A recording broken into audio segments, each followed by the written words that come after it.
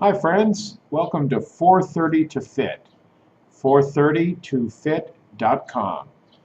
My website's all about my journey and getting healthy, weight loss, all that kind of stuff. It's all related anyway. And I wanted to talk today about cheat days. You hear a lot of people that are doing diets or whatever, and they talk about cheat days. Well, every Wednesday I'm going to cheat. I'm going to eat whatever I want, that kind of thing. I really don't ever have any cheat days. I'm very accustomed to the type of diet that I eat, so I don't cheat. I mean, I eat what I'm supposed to eat, and really, on the type of diet I'm doing, you can eat whatever amount you want, so that's not a problem, but you just have to eat the right foods. So generally, I don't cheat. I don't think anybody really needs a cheat day, but of course, we're all big boys, big girls, and if you want to eat something that's outside what you think you should eat, it's your choice. It's no problem. It's up to you. For me, I do a lot of fasting. Most weeks, I fast for 6 days and I eat for one day. Right now, I'm changing it up. This week, I'm doing alternate day fasting, and I'll usually fast for anywhere from 42 to 48 hours, and then I'll eat one meal, or if I'm doing 42 hours fasting, I'll eat two meals. Then I go back for another 42 to 48 hours of fasting. On fasting, sometimes I eat if I feel I need the food. My body's telling me that it needs some food. I might eat like a boiled egg or something like that, maybe a handful of peanuts or macadamia nuts, but usually I don't. But if I feel I need it, I listen to what my body's saying. I don't consider that cheating. I just consider it that, I could cut off the fast and just start eating, or I can eat, one boiled egg or, a handful of nuts and start fasting again. I just feel like what I'm doing is extending my fast. I'm taking what I think I need, and that allows me to fast longer. Um, Now, if I were to, let's say I set out to do a 42-hour fast and 12 hours in, I just started eating and I didn't stop, that's probably cheating, or at least it's just ending your fast earlier than you planned on. But if you go for 20 hours and you need to eat a boiled egg, I don't consider that cheating at all. The other thing is, like what I'm doing right now, since I'm used to longer fasts, I don't generally ever feel a need to eat an egg or some nuts after only 12, 20, even 40 hours. It's really no big deal. I'm used to fasting around 120 hours straight, even up to 144 hours would be 6 days. That's not really that hard. I've also fasted many times for 10 days. I fasted one time for 12 days and one time for 15 days. And it does get harder as you go along, although there's a kind of a sweet spot. No matter how long you're going to go, probably day one and day two are the hardest days of fasting. But once you get past that, it's actually pretty easy. But if you get out into like a 10 days, 11 days, it does get a little harder and you might need to eat a little bit of something, but I really don't consider that cheating. Now, maybe others do, but it's up to me. I'm a big boy and I can decide what I want to do, but I don't consider it cheating. Um, when I do eat, on the days that I eat a ketogenic diet. I'm very strict about my ketogenic diet. I cannot remember any time I've ever cheated on a ketogenic diet. I find it very easy. A lot of it is the foods that I like to eat anyway. Yeah, I was addicted to some carbohydrates, especially like potatoes and this kind of thing. But it's been so long now that I haven't eaten that kind of stuff that it's really not an issue for me anymore at all. So you might be asking, what is a ketogenic diet? Okay, it can vary, but in general, and this is what I do, I eat 75% fats. What kind of fats?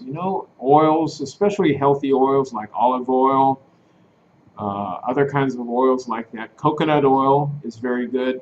Recently, you might have been hearing some things about the American Heart Association, and they said coconut oil is very unhealthy. I don't believe that at all. I believe most of the research that's being done these days is showing coconut oil to be a very excellent source of oils in your diet. Um, I believe that the American Heart Association is being funded by people that, let's just say, if coconut oil became popular, that probably would not be in the best interests of the American Heart Association. I'll leave it at that. It's my opinion. I'm not a doctor. I do follow a lot of doctors online, and I read the things that they write. I watch their videos, and the conclusion I've come to is that coconut oil is okay. It's actually good for you. Okay, it's up to you to decide for yourself. What other kind of fats? I eat meats that are high in fat. I eat pork, uh, fatty fish like salmon and other kinds of fish that have high levels of fat, and that's good fat for you. The fat in pork is okay. I eat it a lot. Uh, do you know what bulletproof coffee is? That's coffee, or it could even be other beverages, and it has coconut oil in it, or really the official thing is you're supposed to use MCT oil.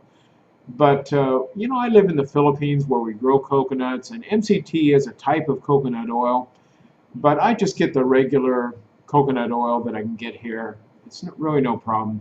The bulletproof coffee also has butter in it, and you can make that. It's a lot of fat, and so that's a good way to increase your fat if you're unable to consume enough fat to make it 75% of your diet. 75% of the calories I intake on a daily basis are from fat. Now remember, I fast most of the time, so I'm generally not taking in much in the way of calories 6 days a week in most cases. Okay, so 75% fat, and then I eat 20 to a little over 20% protein. What kinds of protein? Well, of course, meats, cheeses, nuts. I eat a lot of nuts.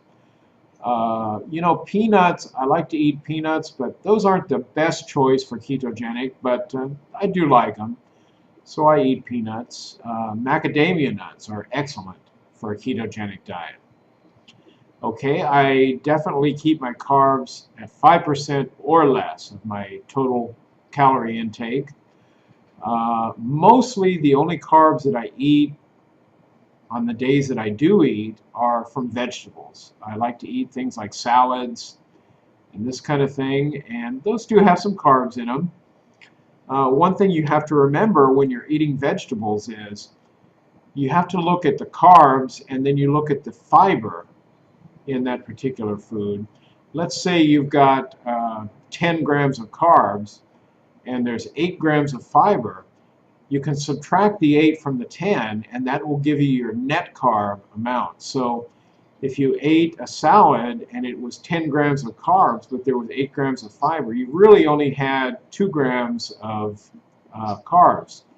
The fiber is unusable by the body, and it will just pass through you. So don't be confused. Like avocados are high in carbs for a ketogenic diet, but they're also a real staple in the ketogenic community because they're very high in fiber also. So the actual net carbs, if I'm not mistaken, 100 grams of avocado, which is a quarter of a pound of avocado, contains something like 10 to 12 carbs or something like that. But the net carbs is only 2 grams out of 100 grams, so it's actually very low. Most days I do keep my carbs even under 5%. Of course, when I'm fasting, my carb amount is 0.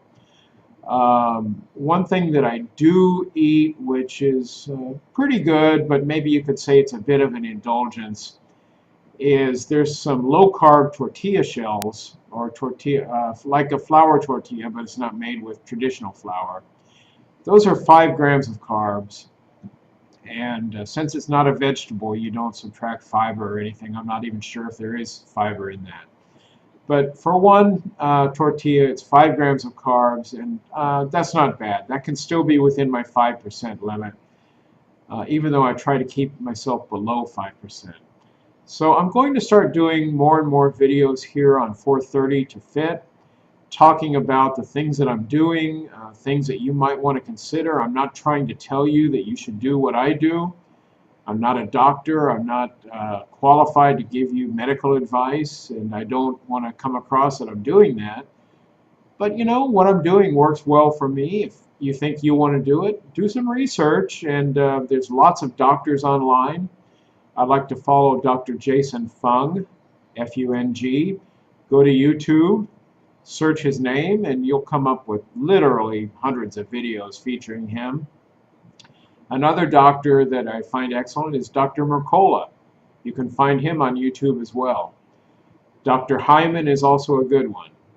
All of these guys have the latest medical information. They're not relying on data from the 50s that was not even properly researched. Pretty much everything about heart health, diabetes, and that kind of thing, it's outdated, it's not accurate, and you know, find out what the latest information is and make your own decision. Unfortunately, if you go to your family doctor and tell him what you're wanting to do, he's probably going to say that you're crazy, it's not going to be good for you. I've been doing it. My health has really turned around, and I feel a lot better now. I've gotten rid of diabetes, I've gotten rid of other medical conditions, so I don't see how it cannot be good for me. But only you can decide for yourself. Get advice from your doctor if that's what you want to do.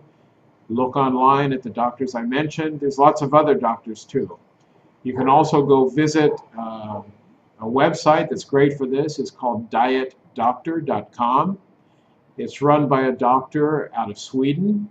I'm sorry, I don't remember his name. Probably couldn't pronounce it properly anyway. But go check out those resources. Anyway, good luck to you. I hope your health journey is as successful as mine has been in the last 6 months or so. And I wish you the best of luck. Have a great day.